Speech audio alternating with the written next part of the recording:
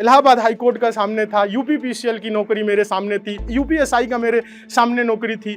5 government job छोड़ के YouTube पे हम पढ़ाने का निर्णय किए। मेरे बड़े भाई काफ़ी नाराज़ हो गए हमसे, कहे कि नौकरी ज्वाइन करो, ये यूट्यूब का कोई पता नहीं है, इस पर क्या है, तुम्हारे पास कोई सर्टिफिकेट है, कोई कागज़ है क्या। मेरे दिमाग का मतलब समझ लीजिए प्रेशर इतना था कि कुछ समझ में नहीं आ रहा था। बस यही आ रहा था कि जो अपना जीवन है इसे हम समाप्त कर दे, आत्महत्या कर ले, ट्रेन के सामने चले जाए, बस काम समाप्त। नमस्कार, मेरा नाम अजय सिंह है। आप हमें एसएससी मेकर यूट्यूब चैनल के माध्यम से जानते होंगे। एसएससी मेकर पे 10 मिलियन से ज़्यादा स्टूडेंट्स जुड़े हैं और मैं एसएससी मेकर यूट्यूब चैनल का फाउंडर हूं और एक शिक्षक हूं। एसएससी मेकर के जरिए हमने लाखों बच्चों को सरकारी नौकरी तक पहुंचाया है। लेकिन आज हम इस प्लेटफॉर्म के माध्यम से हम अपनी जर्नी के बारे में बताने वाले हैं जो आज तक ने आप लोगों ने कभी नहीं सुनी होगी। और साथ ही हम उन सरकारी नौकरी की तैयारी करने वाले विद्यार्थियों के लिए भी 3 बातें बताऊंगा जो उनकी सरकारी नौकरी की सफर को आसान बनाएंगी। मेरे दादाजी जो थे यूपी पुलिस में इंस्पेक्टर थे और परिवार बहुत ही अच्छे तरीके से चल रहा था। लेकिन सन 2000 में दादाजी की अचानक मृत्यु के कारण घर में समझिए एक स्थिति बहुत ही खराब हो गई थी उस समय। उसके बाद से सारा लोड समझ लीजिए पिताजी के ऊपर आ गया। पिताजी ने घर को बहुत ही अच्छे तरीके से संभाला। हम 5 भाई और 2 बहनों को पढ़ाई भी हम लोगों की बहुत ही अच्छे तरीके से चल रही थी। सभी भाई बहन पढ़ने में भी ठीक थे और सारी चीज़ें अच्छे से चल रही थी। 2006 में अचानक पिताजी की तबीयत खराब हुई, जांच कराया गया तो उस समय उनको हेपेटाइटिस बी निकला। तो हेपेटाइटिस बी निकला तो हम लोग काफ़ी इलाज कराए, काफ़ी परेशान हुए परिवार वाले और उस समय 2007 में हम लोगों को छोड़ के चले गए। तो उस समय हम लोगों की जो स्थिति थी वो बहुत ही खराब हो गई क्योंकि पिताजी थे तो किसी चीज़ का टेंशन हम लोगों को नहीं था, चिंता नहीं था। हम लोगों को अब समझ ही नहीं आ रहा था कि अब हम लोग क्या करें, क्योंकि हम लोगों को उतना आइडिया भी नहीं था, खेती का भी आइडिया नहीं था, क्योंकि सारी चीज़ें जो थी वो पिताजी संभाले हुए थे। तो फिर ऐसे करके बड़े भैया मेरी जिम्मेदारी लिए घर का, वो चीज़ घर का है कि हम चला लेंगे। और मुझसे 3 भाई बड़े हैं जिनमें सबसे बड़े वाले भैया घर देखने लगे और 2 भाई जो मुझसे बड़े हैं वो दिल्ली जाके फैक्ट्री में काम करने लगे ताकि कुछ पैसे आए, बाहरी इनकम का सोर्स हो ताकि घर चल सके। लेकिन फिर भी पढ़ाई जो था हम लोगों का बाधित हो रहा था क्योंकि पढ़ाई के लिए तो थोड़े बहुत पैसे ज़रूरत पढ़ते ही थे, क्लासेस करनी है, ट्यूशन करनी है और सभी लोग पढ़ते थे। तो 2 लोग भाइयों ने पढ़ाई अपनी छोड़ के बाहर चले गए दिल्ली जाके वो लोग काम किए और कुछ दिनों तक काम किए। उसके बाद से फैक्ट्री से पैसे उतने नहीं आ पाते थे, बहुत कम ही पैसे आते थे।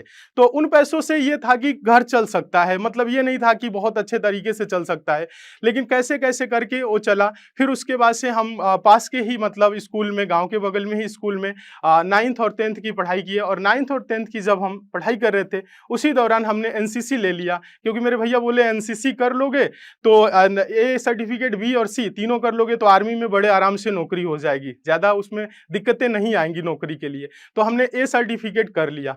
ए सर्टिफिकेट यानी 9th 10th में ए सर्टिफिकेट हो गया। हमें बी और सी करना था तो बी और सी पास वाले स्कूल में नहीं था और वो वहाँ से घर से 20 किलोमीटर दूर भाटपारा रानी वहाँ पे बीआरडी कॉलेज में था और मदन मोहन मालवीय कॉलेज में था। तो बीआरडी कॉलेज में हम जाके एडमिशन कराए 11th में और एनसीसी भी ले लिए और वहाँ से हम एनसीसी बी और सी सर्टिफिकेट की एनसीसी बी और सी हुआ। और उसके बाद से वहाँ पे आने जाने की थोड़ी सी समस्याएं बनी रहती थी क्योंकि घर से दूर था, ट्रेन से जाना पड़ता था।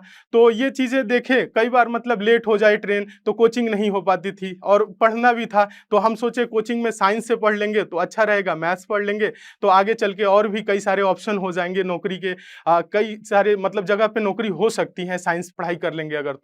तो फिर उसके बाद से कोचिंग आने जाने में एक तो देरी होता था, आने में जाने में भी समय लगता था। तो मेरे कुछ दोस्त वहाँ रहते थे रूम लेके, तो उन लोगों से हम बात किए कि अपने साथ हमें रख लो या हमें कहीं रूम ही दिला दो। तो वहाँ पे पता चला कि 350 का रूम था तो 340 रुपये, हम बोले थोड़ा सा कम कर दीजिए मकान मालिक से, तो 340 रुपये में हमें वो रूम दे दिए। तो घर पे वो कहे कि 340 में रूम मिल जाएगा, उसके बाद से 100-150 रुपये और हो जाएगा, मतलब 500-600 रुपये अगर मिल जाए महीने का तो मेरा खर्चा पूरा चल जाएगा। लेकिन समझिए 500-600 रुपये भी वो बहुत ही मतलब लाने के लिए मतलब समझिए कि बहुत मेरा मन नहीं करता था मांगने, क्योंकि मुझे पता था इनकम का सोर्स है नहीं, पैसे जितने आ रहे हैं उसमें कुछ बच रहा नहीं। सीजन आया है तो गेहूं बेच देंगे, तो गेहूं गेहूं थोड़ा सा बिका तो 1-2 कुंटल गेहूं बिका तो 1000-1500 रुपये मिल गया, 2000 मिल गया, तो उसमें से हमें भी 500-700 रुपये मिल जाता था। पढ़ाई बहुत ही अच्छी नहीं हो पा रही थी मेरी। एग्जाम दिए, एग्जाम का रिजल्ट आया तो रिजल्ट में हम एक सब्जेक्ट में फेल हो गए। 12th के एग्जाम जब फेल हो गए तो मन की जो स्थिति थी, मन बहुत ही मतलब परेशान मेरा होने लगा। और आप समझ ही सकते हैं कि जब कोई फेल हो जाए, एग्जाम में फेल हो जाए और घर में इनकम का कोई ज़्यादा सोर्स ना हो और पैसे ना आ पाए, तो आदमी कैसे जीवन जी सकता है। और घर की स्थिति ऐसी थी कि पानी भी टपक रहा है, मतलब वैसा वैसा दिन मतलब किसी को नसीब ना हो। मेरे दिमाग का मतलब समझ लीजिए प्रेशर इतना था कि कुछ समझ में नहीं आ रहा था, बस यही आ रहा था कि जो अपना जीवन है इसे हम समाप्त कर दे, आत्महत्या कर ले, क्योंकि अब वैसा लग ही नहीं रहा था कि मेरे पास कोई ऑप्शन है। यही सब सोच के हम फिर उसके बाद से चल दिए स्टेशन के तरफ। कुछ भी समझ में नहीं आ रहा था, पैदल पैदल पास वाले भटनी जंक्शन था वहां पे चले गए। स्टेशन पे जाके काफी देर तक बैठे, सोचे क्या करे, कुछ समझ में नहीं आ रहा था। अब बस यही आ रहा था कि ट्रेन के सामने चले जाए, बस काम समाप्त हो जाए, टेंशन सारा खत्म हो जाए। लेकिन घर पे परेशान हुए, घर वाले भी परेशान हो गए, कहाँ गया, रिजल्ट आया है पता नहीं चल रहा है, तो घर वाले काफी परेशान। मेरे बड़े भैया जो थे वो पास वाले स्टेशन पे गए, जाके वहाँ अनाउंस भी करवाए। 2-3 घंटे तक बैठे रहे, भैया भी परेशान रहे। और लास्ट बार उस बोले थे, एक बार और उससे बता रहे थे कि एक बार लास्ट बार और बोल दो, अनाउंस कर दो, फिर नहीं होगा तो फिर देखेंगे कहीं और। तो बाद में हम आवाज़ सुनाई थोड़ी सी दी, तो हम उसके बाद स्टेशन पे बाहर गए, प्लेटफॉर्म पे जहाँ पे टिकट कटता है, तो वहाँ पे भैया मिले, तो काफ़ी देर वहीं पे कहे कि रुक जाओ, यहीं पे बैठो तुम। तो वहीं पे बैठे और 1.5-2 घंटे तक हमें काफ़ी मोटिवेट किए, कहे कि एक परीक्षा से ऐसा नहीं है कि तुम्हारा जीवन निर्धारण हो जाएगा कि तुम अब कुछ नहीं कर सकते हो, एक बार और मेहनत करो। तो इसी सोच के साथ फिर हम एक बार गए वहीं पे, फिर जहाँ भाट पर पढ़ते थे। फिर उसके बाद से हम पढ़ाई करते रहे। और अब ऐसी स्थिति हो गई थी कि घर से पैसा लेने का मन नहीं करता था। पहले था 1-2 साल तो मैं जाता था तो 500 रुपये मांग लेता था, 400 रुपये मिल जाते थे, तो इतने में मेरा काम चल जाता था। फिर उसके बाद से एग्ज़ाम आया, एग्ज़ाम दिए, उसके बाद से हम सेकंड डिवीज़न से पास हो गए। 12th पास होने के बाद जब उस कुछ ही महीने के बाद से मेरे बड़े भैया जो घर पे थे, खेती-बाड़ी करते थे, उनका एसएसबी में, सशस्त्र सीमा बल में उनका नौकरी हो गया, काफ़ी मेहनत करती थे। और उसके बाद से एक मेरे जो बड़े भाई साहब थे, मुझसे जो बड़े थे, वो भी काफ़ी मेहनती थे, वो भी पढ़ाई भी करते थे, अपनी फैक्ट्री में काम भी करते थे, समय निकाल के पढ़ते गए, वो सीआरपीएफ में नौकरी पा गए। जैसे एग्जाम में हम 12th पास किए, फिर उसके बाद से इन दोनों लोगों की नौकरी लगी। आप समझ सकते हैं जो परिवार बहुत ही गरीबी स्थिति से गुजर रहा है, जिसके घर में मतलब इनकम का कोई सोर्स ना हो, और उस समय अब उसके बाद हम 12th पास किया, उसके बाद से 2-2 सरकारी नौकरियां हो गई। तो आप समझ सकते हैं कि कितनी खुशी आती है जब एक घर में, किसी गरीब के घर में कोई सरकारी जॉब लग जाए, उससे के समझिए भगवान ही मिल गया हो। तो हमने सबसे अच्छा हमें लगा कि गांव में कोचिंग खोल लेंगे, किसी भी प्राइवेट स्कूल में सुबह शाम क्लासेस, जब स्कूल नहीं चलता है उस दौरान हम पढ़ा लेंगे तो क्लासेस चल जाएंगी। तो घर पे गए, बात किए, मम्मी थी, भाई थे, मेरे बड़े भाई, सबके बीच बात हुई, तो सब लोग वो बोले कि अभी तुम्हारे पास नौकरी है ही नहीं, तुमसे पढ़ेगा कौन। लोग सोचेंगे कि घर वाले, गांव वाले, अगल बगल यही सोचेंगे, गया था पढ़ने, नौकरी हुई नहीं और ये खुद आके पढ़ाने लगा। तो हम कहे ऐसी बात नहीं है, मेरी सब्जेक्ट अच्छी है, हम पढ़ा सकते हैं, बेहतर पढ़ा सकते हैं। तो लोग कहे कि पहले घर वाले बोले कि ऐसा है, पहले तुम खुद नौकरी एक बार कर लो, नौकरी एक बार तुम पा जाओगे, उसके बाद से लोग तुमसे पढ़ना चाहेंगे, तुमसे खुद पढ़ना चाहेंगे कि हाँ ये सिलेक्टेड है, नौकरी दिला सकता है। तो ये इस वजह से फिर एक बार हम प्रयागराज गए, फिर तैयारी अपना स्टार्ट किए, उसके बाद से पढ़ाई कंटिन्यू की। उसके बाद से हम सब सब्जेक्ट पे फोकस किए। पहले मैथ्स रीजनिंग पे ज़्यादा फोकस कर रहे थे कि ये सब्जेक्ट पढ़ाना है। अब मेरे पास सामने आया इंग्लिश भी पढ़ना है, जीएस भी पढ़ना है, हिंदी भी पढ़ना है, हर एग्जाम देते थे तो सब कुछ पढ़ना है। तो फिर तैयारी करना स्टार्ट कर दिए। फिर 2016 में मेरे पास कई सारे गवर्नमेंट जॉब हम दिए, जिसमें सिलेक्शन रहा। पहले एमटीएस का एग्जाम दिए थे, एसएससी एमटीएस का, उसमें मेरा सिलेक्शन रहा। फिर उसके बाद से सीएचएसएल का दिए, सीपीओएसआई का दिए, उसके बाद से यूपीपीसीएल का दिए। और ऐसे एग्जाम जब निकलने लगा, घर वाले भी बहुत खुश हो गए, कहे थोड़ा सा ट्राई करते रहो और आगे जाओगे और आगे जाओगे। तो हम कहे ठीक है। तो ये चीजें चलती रही। 2017 में क्या हुआ, 2016 में हम फॉर्म भरे थे यूपीएसआई का, तो यूपीएसआई की एग्जाम की भी हम तैयारी साथ में में ही कर रहे थे। 2017 में हमने यूट्यूब चैनल स्टार्ट किया क्योंकि हमें पढ़ाने का शौक था और इतने मतलब पैसे नहीं हो पा रहे थे कि हम प्रयागराज यानी इलाहाबाद में कोचिंग खोल सके। तो पढ़ाने का शौक था, हम सोच रहे थे कि पढ़ाए पढ़ाए, क्योंकि कोचिंग में जब पढ़ते थे टीचर अब्सेंट रहते थे, उस दौरान भी हम क्लासेस में कभी कभी क्लास ले लेते थे। एक्सपर्ट का भी काम कई कोचिंग में किए, तो टीचर जिस दिन अब्सेंट रहे या टीचर लेट आते थे उस दौरान हम कुछ क्वेश्चन पीछे का रिवीजन कराते थे, तो बच्चे बहुत खुश होते थे, क्या गजब का बता रहे हैं, कि बहुत ही शानदार मेथड है, बहुत ही अच्छे तरीके से एक्सप्लेन कर रहे हैं। तो हमें लगता था कि हम पढ़ा सकते हैं, बच्चों को पढ़ा सकते हैं, स्टूडेंट को हम पढ़ा सकते हैं, मेरे अंदर वो काबिलियत है।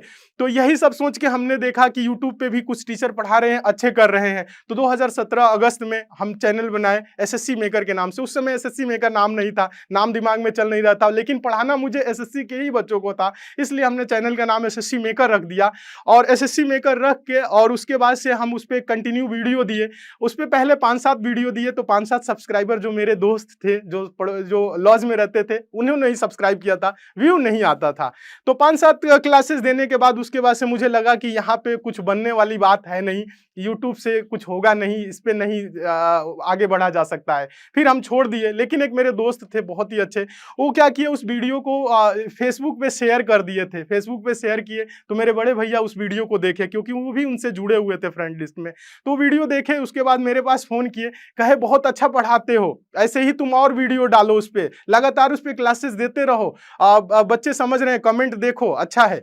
तो हम कहे ठीक है, कोई दिक्कत नहीं है, वीडियो देंगे उस पर, क्योंकि उस समय 40, 50, 60 यही व्यूज आता था, उससे ज्यादा जाता ही नहीं था। तो उसके बाद हम काफी दिनों तक उससे छोड़े रहे, 2-3 महीनों तक हम उस पर क्लास नहीं दिए। फिर उसके बाद से हमने इलाहाबाद हाईकोर्ट में जूनियर असिस्टेंट पद पे वैकेंसी आई, तो उसके लिए हम भी चाह रहे थे कि फॉर्म भर दें और तैयारी उसकी हम करें। तो उसके बाद से क्या हुआ, जूनियर असिस्टेंट के लिए हम फॉर्म भरे और उसकी सिलेबस जो होती है, क्या क्या पढ़ना है, कैसे पढ़ना है, इसमें कैसे एग्जाम आते हैं, उसकी हम वीडियो बना के डाले। वो वीडियो बहुत अच्छी चली, मतलब 2-4 दिनों में लगभग वो 70,000 व्यू उस पर आ गए। और उस समय चैनल 10,000 व्यू पे मोनेटाइज होता था और चैनल भी मोनेटाइज हो गया। उसके बाद से उसमें से समझिए कुछ पैसे भी आने लगे, इतने पैसे हो गए थे उस समय, समझिए 10-12 हज़ार रुपये आते थे। तो यहाँ इलाहाबाद रहने का एक खर्चा भी निकल रहा था। और उसके बाद से हम क्या, उस पर कंटिन्यू क्लासेस देने लगे। 2017 में चैनल ग्रो करने लगा, क्लासेस उस पर जो भी क्लासेस देते थे बच्चों को बहुत पसंद आता था, जो भी स्टूडेंट पढ़ते थे नीचे कमेंट बहुत अच्छे रहते थे। तो हमें काफी मोटिवेशन मिलता था कि हम पढ़ा रहे हैं, बेहतर पढ़ा रहे हैं, क्यों ना इसको और आगे कंटिन्यू करें। फिर उसके बाद से ऐसे ही आगे जारी रहा। 2018 में रेलवे की नोटिफिकेशन आई, रेलवे ग्रुप डी की। तो रेलवे ग्रुप डी के लिए पढ़ाए, उसमें लाखों स्टूडेंट हमसे जुड़े और लाखों स्टूडेंट पढ़े और सिलेक्शन भी लिए।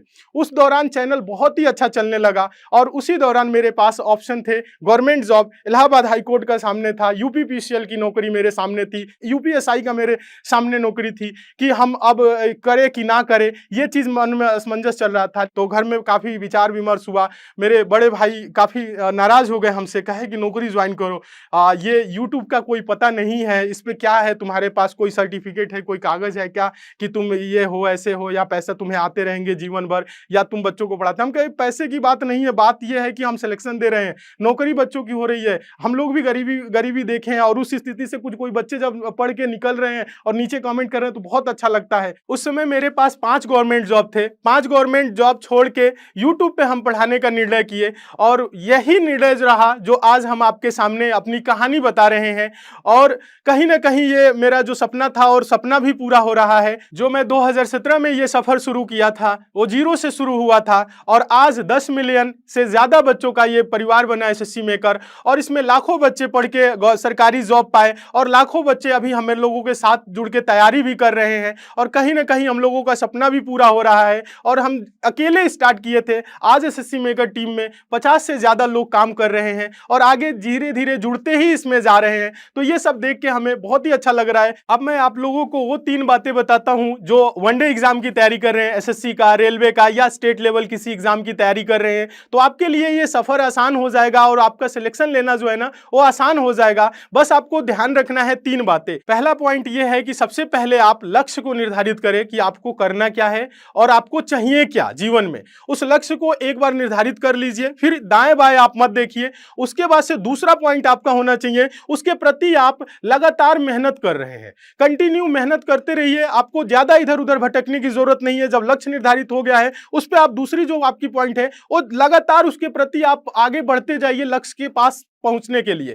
तीसरा हम आप लोगों को बताना चाहेंगे, तीसरा जो पॉइंट है वो ये है कि आत्मविश्वास, आपके अंदर वो विश्वास होनी चाहिए कि हाँ मैं इसे कर लूंगा, हाँ मुझे ये प्राप्त हो जाएगा। अपने अंदर एक अलग लेवल की एनर्जी लाइए, ये सोचिए कि हाँ मुझे ये नौकरी मिल जाएगा तो आगे आजीवन कैसा होगा। अगर आप ये 3 बातों का ध्यान रखते हैं तो प्रकृति में इतनी शक्तियां मौजूद हैं कि आपको गवर्नमेंट जॉब हो या कोई भी आपका लक्ष्य है वो आपको जरूर प्राप्त होगा।